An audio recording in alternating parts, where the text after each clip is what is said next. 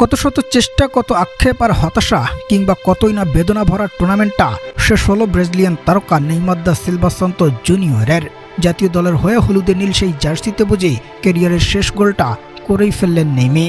যদিও নরওয়ের বিপক্ষে সমতায় ফেরা হয়নি ব্রাজিলের, তবে নেইমারের আক্ষেপটা যেন সেই একটা জায়গায় যদি শুরুর একাদশের সুযোগটা হতোই ব্রাজিলিয়ান পোস্টার বয়ের, তবে হয়তো গল্পটা ভিন্নভাবে লেখা যেতেই পারত। দর্শক, রাউন্ড অফ 16-এর লড়াইয়ে মাঠে নেমেছিল নরওয়ে ও ব্রাজিল, যেখানে এর আগে ইতিহাসে সর্বমোট 4 বারের মুখোমুখি দেখায় কখনো জিততে পারেনি ব্রাজিল নরওয়ের বিপক্ষে। এবার সেই ধারায় যেন আরও একটা মাত্রা যুক্ত হলো ব্রাজিলিয়ান কোচ কার্লো আনচেলত্তির সব ভুল সিদ্ধান্তে। শুরুতে ম্যাচের ৭৯তম মিনিটে হালান্ডের গোলে এগিয়ে যাওয়া নরওয়ে পরবর্তীতে ৯০তম মিনিটে আরও এক গোল করে কোয়ার্টার ফাইনালটা যেন একেবারেই নিশ্চিত করে ওরা। তবে শেষ পর্যন্ত ব্রাজিলের হয়ে একমাত্র গোলটি করেছেন নেইমার জুনিয়র, সেটিও ম্যাচের একেবারেই শেষ সময়ে।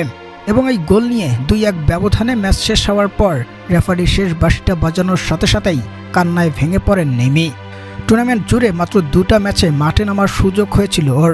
প্রথমে স্কটল্যান্ডের বিপক্ষে আর অবশেষে এবার নরওয়ের বিপক্ষে খেলেছেন তিনি, যেখানে ইনজুরিতে কত শত সংগ্রাম আর কত লড়াই শেষে ফুল ফিট হতে না হতেই টুর্নামেন্ট থেকে বিদায় হলো নেইমারের ব্রাজিল দলের।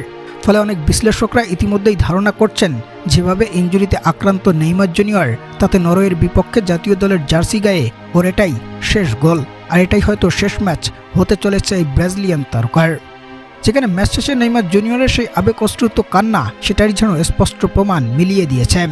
দর্শক, ব্রাজিলের জার্সিতে নেইমার জুনিয়রকে মাঠে দেখতে আপনি কতটা আশাবাদী? এটাই কি হচ্ছে ওর শেষ বিশ্বকাপ, নাকি আরও একবার তাকে দেখা যেতে পারে হলুদে নীল জার্সিতে বিশ্বমঞ্চ মাতাতে? জানাবেন কমেন্টে।